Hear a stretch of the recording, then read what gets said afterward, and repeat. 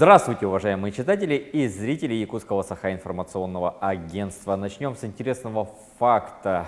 Республика Саха-Якутия является одним из самых солнечных регионов нашей страны. И на эту тематику мы сегодня поговорим с кандидатом технических наук Николаем Местниковым. Николай Петрович, здравствуйте. Добрый день.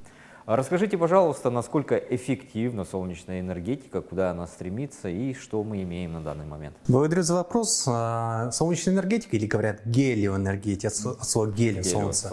Да, это одно из направлений развития возобновляемой энергетики. Солнечная энергетика в основном применяется для локальных систем электроснабжения, где невозможно именно подать из центральных источников, например, от ГРЭС-1, от ТЭЦов и так далее.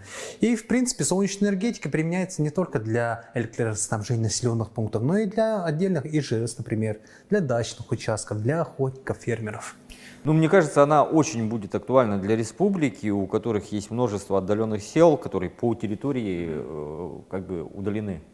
Да. Куда, опять же, у нас вечная проблема завоз, дизельное электропитание, то есть когда есть что-то, которое у тебя в принципе всегда питается, то есть солнце, скорее всего, никуда не денется в ближайшее время. Да, действительно, применяются именно гибридные станции или же дизель-солнечные электростанции, которые массово внедряются в филиалы именно АО «Сахэнерго» на север, для того, чтобы компенсировать выработку дизельной электростанции, снижая ее потребление. Угу. Ну, это экономически выгодно. Да, экономически выгодно. Окупаемость 10-12 лет. Отлично. Что касается обычного потребителя в бытовом вопросе, мне вот интересно, вот у нас есть такая панелька. Если я ее установлю на даче, сколько... Я смогу зарядить сотовый телефон, например? Да, это 10-ваттная солнечная панель. В принципе, вы без проблем можете зарядить свой сотовый телефон, если вы поставите на заряд именно в зените дня, с 12 до 15:00, когда у нас солнечная радиация наиболее-таки сильная. Радиация? Здесь не копится радиация? Радиация не копится, просто здесь именно имеется эффект, где энергия солнечного излучения, солнечных лучей превращается в электрическую энергию. Супер. Из чего состоит данная панелька? Как она сделана? Да, вот вы можете посмотреть, что здесь есть именно небольшие прямоугольники. Это называется фотоэлемент, который соединяется именно последовательно по рядам, а ряды именно соединяются параллельно, для того, чтобы получить один и тот же показатель напряжения. И имеет какой цвет, как вы думаете? Ну, синеватый такой. Да, синеватый оттенок, абсолютно верно. Это у нас поликристаллическая панель, наиболее таки дешевая. И, в принципе, по выработке, по КПД они имеют такие средние показатели. 14-16%. 14-16%. Скажите, пожалуйста, вот это же не просто должна быть панель. Что еще входит обычно для установки, что еще необходимо, да. Опять же, на даче, например? Солнечная станция не только просто солнечная панель, а именно она состоит из солнечной панели, от контроля, который распределяет электроэнергию именно в накопитель, в аккумулятор, или же в вспомогательную нагрузку. А потом после аккумулятора идет к преобразователю, чтобы мы смогли получить не только 12 вольт, а все 220 переменных тока. Можно даже получить нормальный вольтаж, чтобы, ну, например, там, запитать холодильник. Запитать холодильник, абсолютно верно. Да. А сколько нужно таких панелей и вообще сколько это будет стоить? И там, наверное, какой-то аккумулятор нужен, чтобы, опять же, сохранить энергию. Да, например, для дачного участка, давайте прикинем, необходимо где-то 4 лампочки светодиодных, один холодильник, один телевизор, один ноутбук и, допустим, 2 смартфона, чтобы подзарядить.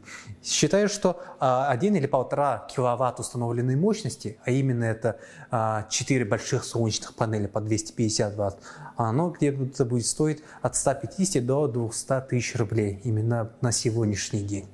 И, в принципе, это хватит для дачного участка, для фермеров и для индивидуальных жилых строений именно на летний период. И, в принципе, на весенний тоже. Недавно изменилось законодательство, простым людям разрешили продавать электричество. Можно ли таким заняться?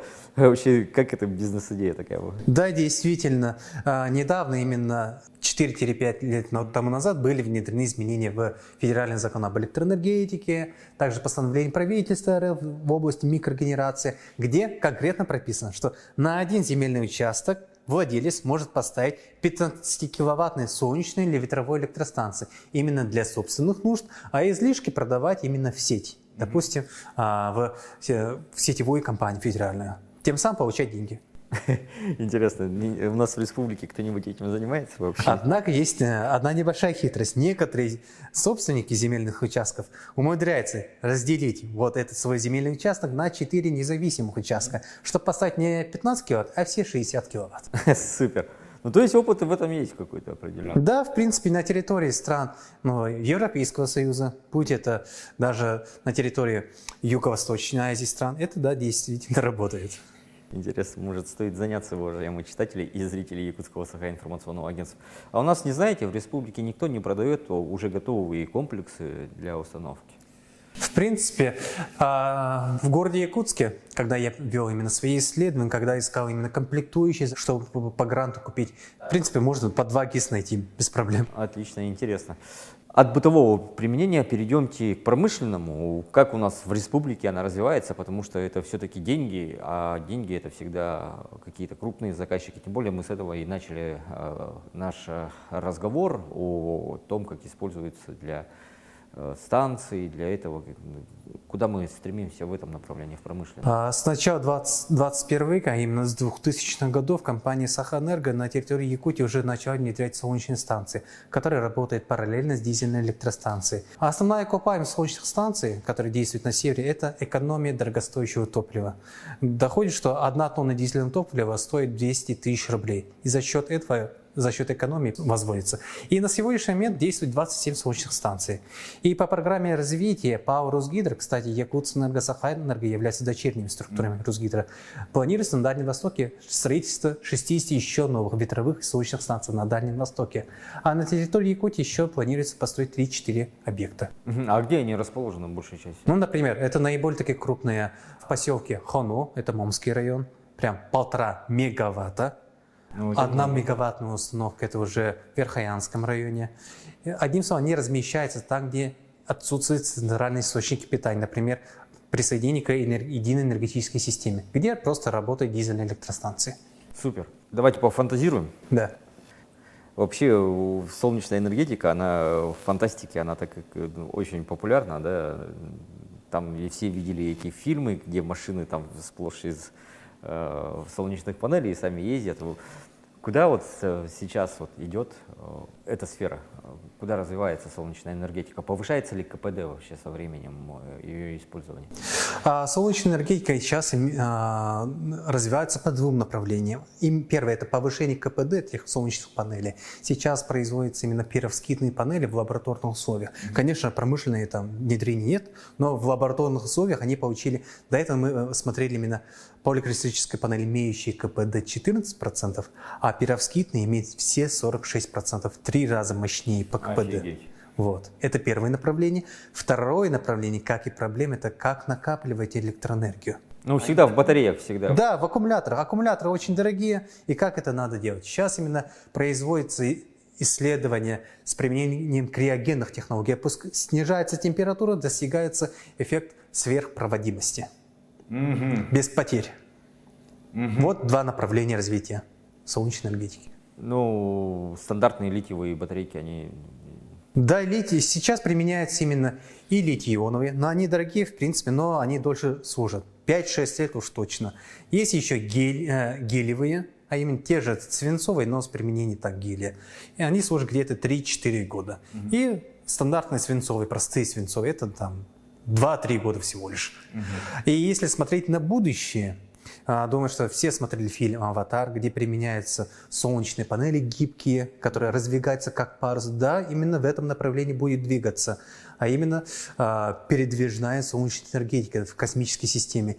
И, в принципе, можно было бы внедрить некоторые технические новшества, чтобы именно концентрировать солнечные лучи, направлять солнечные лучи на панель, чтобы получать побольше электроэнергии в космических условиях. В одной из игр там была такая система Посейдон, и она концентрировала солнечную энергию, и как такой луч падал, там и все уничтожало. Ну, то есть в военном плане это, наверное, Ну, в принципе, есть линза Френеля, Да-да-да. которая Ну концентрирует, и как да, лупа. опять же, в античности, да, там, Да. интересные, конечно, разработки. Какая роль у нас, какое место занимает якутская наука во всем этом процессе? Что мы разрабатываем, какие есть, может, патенты, что-то интересное? В принципе, сейчас именно наша якутская наука занимается именно исследованиями, а именно изучение особенностей работы солнечных панелей в наших условиях.